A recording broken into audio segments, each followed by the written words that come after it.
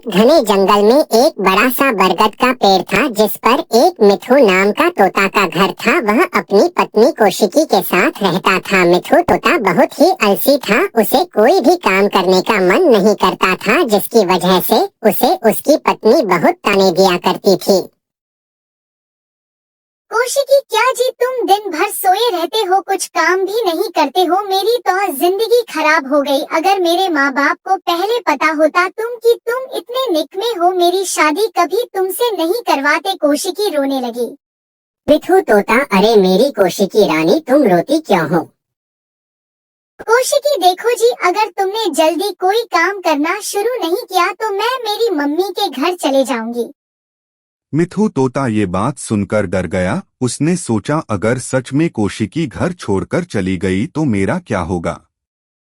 इसी सोच में मिठू तोता घर से बाहर निकल गया और काम की तलाश में इधर उधर भटकने लगा। भटकते भटकते वह थक गया। वह एक पेड़ की डाल पर आराम करने लगा।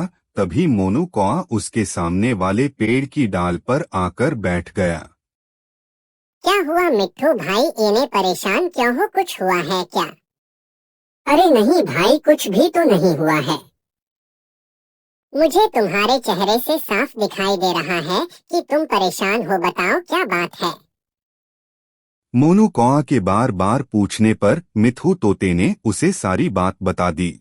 मोनू कौआ एक चालबाज कौआ था। मिट्ठू की बात सुनते ही उसके दिमाग में एक चालाकी सूझी। उसने सोचा, क्यों ना मैं मिट्ठू को अपनी दुकान में काम पर रख लूं। इसे काम पैसे दूंगा और दुकान के साथ साथ अपने घर का भी काम करवाऊंगा। उसने मिट्ठू तोते से कहा।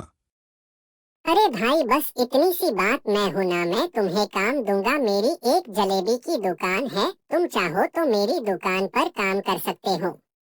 ये बात सुनते ही मिट्ठू तोता खुश हो गया। तुम्हारा बहुत बहुत शुक्रिया भाई, तुमने मुझे काम देकर मुझ पर बहुत बड़ा एहसान किया है।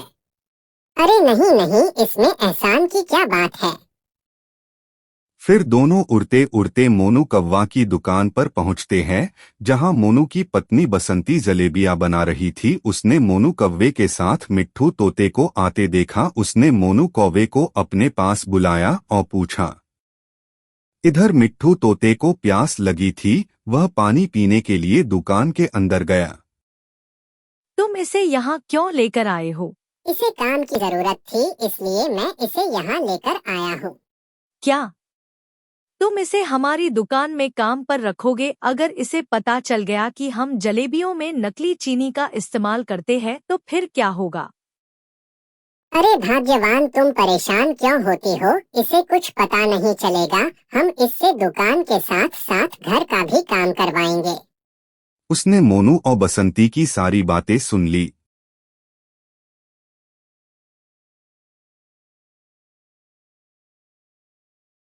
तुम दोनों लोगों की सेहत के साथ खिलवाड़ करते हो, जलेबियों में नकली चीनी मिलाकर लोगों को खिलाते हो। अब मैं ये बात जंगल में सबको बता दूंगा। बताओगे तो तब ना, जब यहाँ से बाहर निकलोगे। बसंती, पकड़ो इसे। फिर बसंती और मोनू कौवा ने मिलकर मिट्ठू तोते को पिंजरे में बंद कर दिया। इधर कौशिकी परेशान हो रही थी। वो सोच रही थी कि मिट्ठू जी सुबह से गायब है। कौशिकी मिट्ठू की खोज में इधर उधर भटकने लगी। उसे कहीं भी मिट्ठू नहीं मिला। कौशिकी एक पेड़ की डाल पर बैठकर रोने लगी। उसी पेड़ पर एक कबूतर रहता था। उसने कौशिकी से पूछा। क्या हुआ बहन, तुम रो क्यों रही हो? मैं अपने पति को ढूंढ रही हूँ, वह सुबह से नहीं मिल रहे हैं। मिट्ठू तोते को तो मैंने मोनू कौवे के साथ जाते हुए देखा था। वो दोनों मोनू की दुकान और गए हैं। आपका बहुत बहुत शुक्रिया भैया। ये बात सुनते ही कौशिकी मोनू कौवे की दुकान पर गई। मोनू भाई, आपने मिट्ठू जी को कहीं देखा है? वो आपके साथ ही थे ना? हाँ, वह मेरे ही साथ मेरी ही दुकान पर तो आया था। उसे काम की जरूरत थी तो मैंने उसे काम पर रख लिया। कुछ देर उसने काम किया, फिर उसका काम में मन नहीं लगा तो वह काम छोड़कर यहाँ से चला गया। यह सुनते ही कौशिकी उदास होकर वहां से जाने लगी। कौशिकी के मन में शक होने लगा। तभी उसने उड़कर खिड़की से देखा, मिट्ठू तोता पिंजरे में बंद हैं।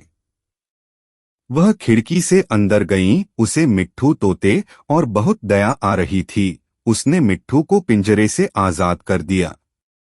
दोनों खिड़की से भाग गए। मिट्ठू ने कौशिकी को नकली चीनी के बारे में बताया। दोनों जंगल के राजा शेर के पास गए और उन्हें सारी बात बता दी। शेर ने मंत्रियों से कहकर चीनी की जांच करवाई। सच में चीनी में मिलावट थी। शेर ने मोनू और बसंती की दुकान का लाइसेंस कैंसिल कर दिया और उन्हें 2 महीने कारावास की सजा सुना दी। इधर कौशिकी ने मिट्ठू तोते से माफी मांगी। मुझे माफ कर दीजिए मिट्ठू जी, मुझे आपको वो सब नहीं कहना चाहिए था। मेरी वजह से आप मुसीबत में फंस गए। यह कहकर कौशिकी रोने लगी। अरे मेरी कौशिकी रानी, तुम क्यों रोती हो? प्लीज मत रो, सब कुछ भूल जाओ। जो होता है अच्छे के लिए ही होता है। यह कहकर दोनों खुशी खुशी रहने लगे। अगर आपको वीडियो अच्छी लगी तो वीडियो को लाइक करें और ऐसी वीडियो देखने के लिए चैनल को सब्सक्राइब करें।